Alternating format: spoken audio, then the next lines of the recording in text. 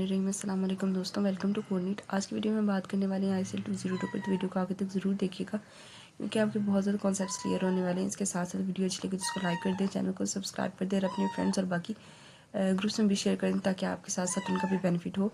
तो चलिए आज का लेक्चर स्टार्ट करते हैं। हमारा आज का जो मॉड्यूल है वो है लेक्चर नंबर 11 से स्टार्ट करेंगे हम।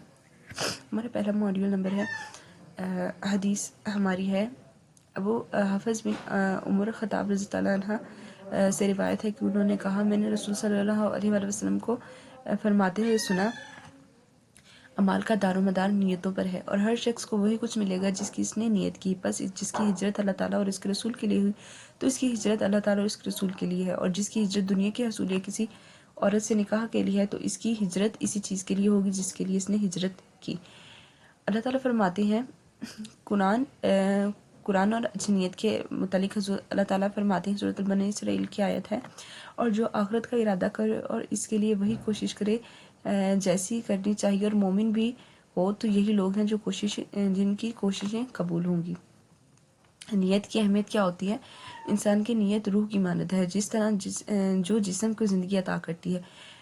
दूसरा है किसी अमल को इबादत या आदत बनाने का इन्हिसार नीयत पर होता है। तीसरा है नेक नीयत की बुनियाद पर अजर 10 गुना से लेकर 700 गुना या इससे ज़्यादा भी हो सकता है। कभी कभार बज़ाहिर गलत अमल भी अच्छी नीयत के बायस नेक बन सकता है। पॉइंट 5 है हमारा, अच्छी नीयत के ज़रिए आम जिंदगी के काम जैसे खाने पीने, सोने, चलने, कमाने, तहाइफ देने, अच्छे लिबास पहने वगैरह में भी अजर हासिल होता है। यह हदीस और इसके मज़ामीन इस्लामी तालीमात में नीयत की बुनियादी हैसियत को वाज़िया करते हैं। मॉड्यूल नंबर 2 है हमारा हज़रत अनस रज़ियल्लाहु अन्हा से रिवायत है कि नबी करीम सल्लल्लाहु अलैहि वसल्लम ने फरमाया, तुम में से कोई भी इस वक्त तक मोमिन नहीं हो सकता जब तक वो मुझे अपने बाप, अपनी औलाद और अपनी तमाम इंसानों से ज़्यादा महबूब तर ना हो जाए। तो ये सही बुखारी की हदीस थी। अच्छा, नबी करीम सल्लल्लाहु अलैहि वसल्लम से मोहब्बत करने के कुछ रीज़न्स हैं, तो वो क्या हैं? दुनिया में मोहब्बत के जितने भी असबाब हो सकते हैं वो सब नबी करीम सल्लल्लाहु अलैहि वसल्लम की ज़ात में मौजूद हैं।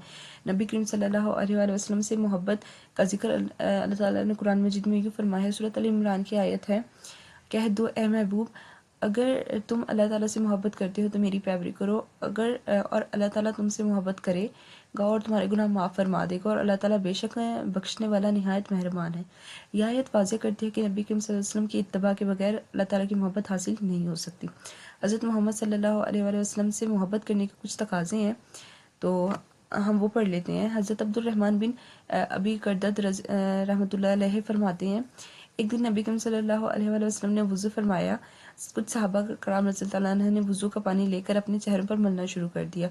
नबी करीम सल्लल्लाहु अलैहि वसल्लम ने पूछा, तुम ऐसा क्यों कर रही हो? तो सहाबा कराम ने फरमाया, अर्ज़ किया, या रसूलल्लाह, अल्लाह के रसूल, हम आपकी मोहब्बत की वजह से कर रहे हैं। तब नबी करीम सल्लल्लाहु अलैहि वसल्लम ने फरमाया, जो इस बात से खुश हो कि अल्लाह और इसके रसूल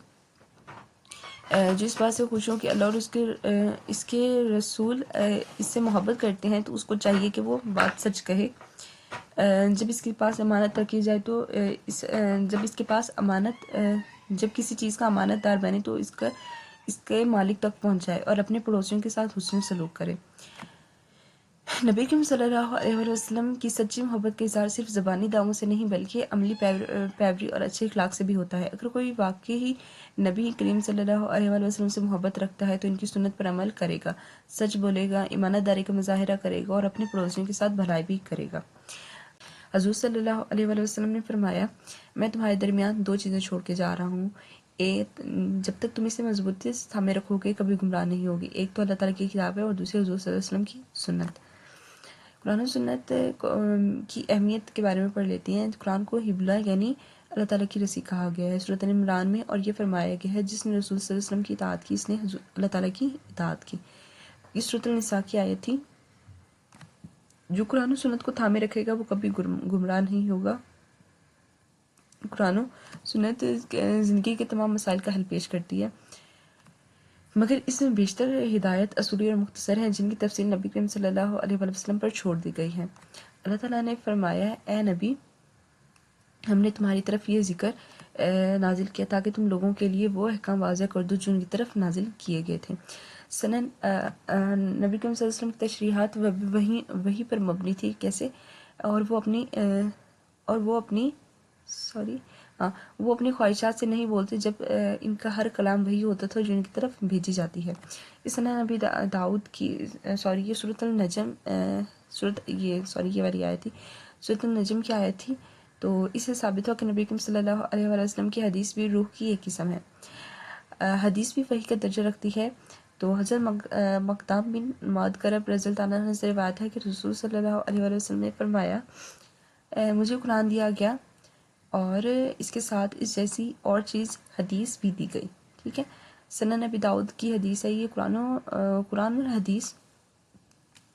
قرآن اور حدیث دونوں وحی الہی ہیں، مگر قرآن کے الفاظ اور معنی دونوں اللہ تعالیٰ کی طرف سے ہیں، جبکہ حدیث کا معنی اللہ تعالیٰ کی طرف سے اور نبی کریم صلی اللہ علیہ وسلم کے الفاظ ہیں، ٹھیک ہے۔ حدیث نمبر 4 ہے،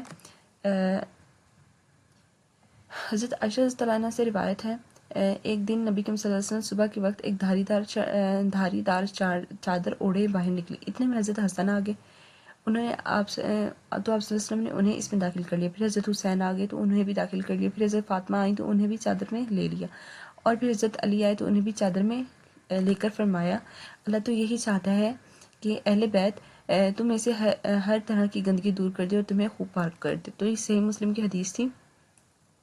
قرآن و حدیث سے دنیا کے بنیادی ماخذ ہیں، ان کی تباہی کی کامیابی کی ضمانت ہے۔ حدیث بھی وحی کی ایک قسم ہوتی ہے، لیکن اس کے بغیر قرآن و سنت کی صحیح تفہیم یعنی اس کی سمجھ ممکن نہیں ہوتی۔ اہل بیت کی عظمت و فضیلت قرآن نے انہیں پاک و معطر قرار دیا ہے، اس لیے ان سے محبت ایمان کا حصہ ہے۔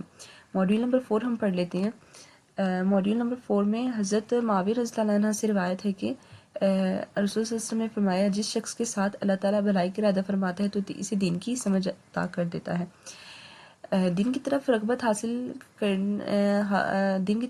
اللہ تعالیٰ کی محبت کی علامت ہے۔ اگر کسی میں دین علم حاصل کرنے کا شوق پیدا ہو جائے تو سمجھ لیں اللہ تعالیٰ نے اس کے ساتھ بھلائی کا ارادہ کر لیا ہے۔ دنیاوی مال و دولت اللہ جسے چاہے دے دیتا ہے، مگر دین و فہم صرف اپنے محبوب بندوں کو ہی عطا کرتا ہے۔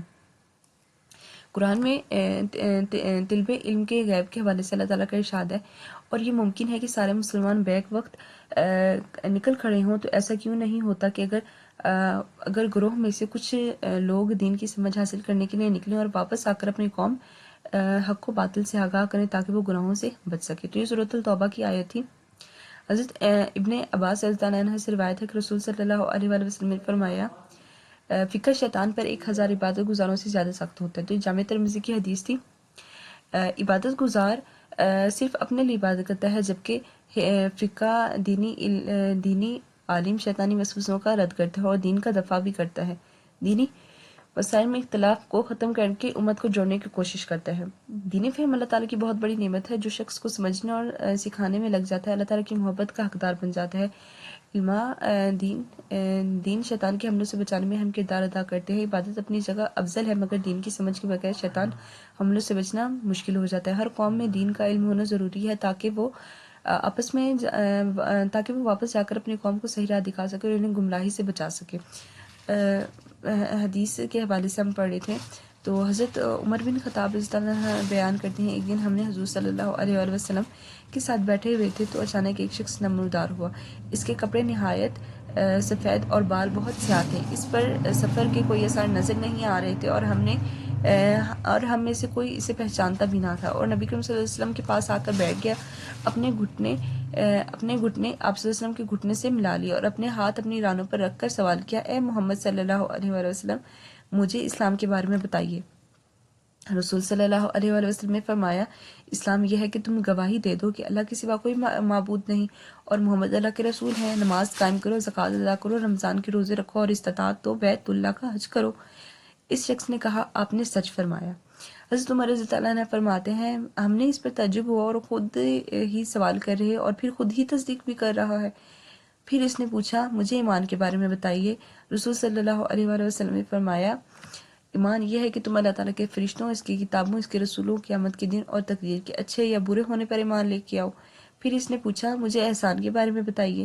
رسول صلی اللہ علیہ وآلہ وسلم نے فرمایا احسان یہ ہے کہ تم اللہ تعالیٰ کی عبادت کرو جیسے تم اسے دیکھ رہے ہو، اگر تم اسے نہیں دیکھ سکتے تو یقین کر لو وہ تمہیں دیکھ رہا ہے۔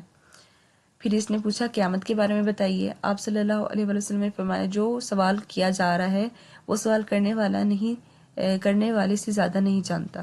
پھر اس نے پوچھا تو مجھے اس کی نشانیاں بتا دیجئے۔ تو رسول صلی اللہ علیہ وسلم نے فرمایا جب لونڈی اپنی مالکہ کو جنم دے گی یعنی والدین کی عزت ختم ہو جائے گی اور اولاد ان پر حکم چلانے لگے گی، جب تم دیکھو گے کہ ننگے پاؤں ننگے بدن غریب چرواہے بلندوں عمارتیں بنانے میں ایک دوسرے سے مقابلہ کریں گے، تو پھر وہ شخص چلا گیا۔ کچھ دیر کے بعد رسول صلی اللہ علیہ وسلم سے نے فرمایا اے عمر کیا تمہیں معلوم تھا کہ یہ سوال کرنے والا کون تھا؟ تو میں نے عرض کی یا رسول اللہ صلی اللہ علیہ وآلہ وسلم، اللہ اور اس کے رسول ہی بہتر جانتے ہیں۔ تو آپ صلی اللہ علیہ وآلہ وسلم نے فرمایا یہ جبرائیل تھے جو تمہیں دین سکھانے آئے تھے۔ تو یہ صحیح مسلم کی حدیث تھی۔ اس حدیث کو حدیث جبرائیل کہا جاتا ہے کیونکہ حضرت جبرائیل علیہ السلام انسانی شکل میں آ کر دین کی بنیادی باتیں سکھا رہے تھے۔ دین کی 4 بنیادی اجزاء ہیں، ایک ہے اسلام، کلمہ شہادت، نماز، زکوٰۃ، روزہ، حج۔ ایمان کے عقائد ہیں، کچھ وہ پڑھ لیتے ہیں۔ اللہ تعالیٰ پر ایمان، فرشتوں پر ایمان، آسمانی کتابوں پر ایمان، انبیاء کرام علیہ السلام پر ایمان، قیامت پر ایمان، تقدیر پر ایمان، احسان یعنی روحانی درجہ، اللہ تعالیٰ کی عبادت اس طرح کرنا جیسے اسے دیکھ رہا ہو، اگر ایسا ممکن نہ ہو تو کم از کم یہ یقین رکھنا کہ وہ تمہیں دیکھ رہا ہے۔ قیامت کی نشانیوں میں سے کچھ نشانیاں ہیں جو ہم پڑھ لیتے ہیں۔ اولاد والدین کی عزت نہیں کرے گی بلکہ ان پر حکم چلانے لگ جائے گی۔ غربا اور چرواہے بلند عمارتوں کے مقابلے میں ایک دوسرے سے آگے بڑھنے کی کوشش کریں گے۔ اسلام، دین اور احسان دین کی 3 بنیادی ستون ہیں۔ یہ حدیث دین کے تمام پہلوؤں، عقیدہ، عبادات اور روحانی ترقی کو واضح کرتی ہے۔ قیامت کے بعد بعض نشانیاں ہمارے زمانے میں بھی دیکھی جا سکتی ہیں، جیسے بلندوں عمارتوں کی تعمیر، مسابقت یعنی ایک دوسرے سے مقابلہ کرنا۔ تو علماء کرام اور عام مسلمانوں کو دین کی ان بنیادی اصولوں کو سمجھنے اور ان پر عمل کرنے کی کوشش کرنی چاہیے۔ تو یہ تھا ہمارا آج کا ماڈیول، ہمارا آج کا لیکچر کمپلیٹ ہو گیا اور ساتھ ساتھ ماڈیول بھی کمپلیٹ ہو گیا ہے۔ تو آپ لوگوں کو کوئی بھی کوشچن ہو، کوئی بھی کیوری ہے تو آپ لوگ کمنٹ باکس میں پوچھ سکتے ہیں۔ اس کے ساتھ ساتھ ویڈیو اچھی لگی تو اس کو لائک کر دیں، چینل کو سبسکرائب کر دیں، بیل آئیکن کو پریس کر دیں تاکہ ہمارے چینل سے آنے والی ہر امپورٹنٹ ویڈیو کو نوٹیفیکیشن آپ تک ٹائم ٹو ٹائم پہنچتا رہے۔ باقی ملتے ہیں نیکسٹ ویڈیو میں، تب تک کے لیے دعا میں یاد رکھیے گا۔ اللہ حافظ۔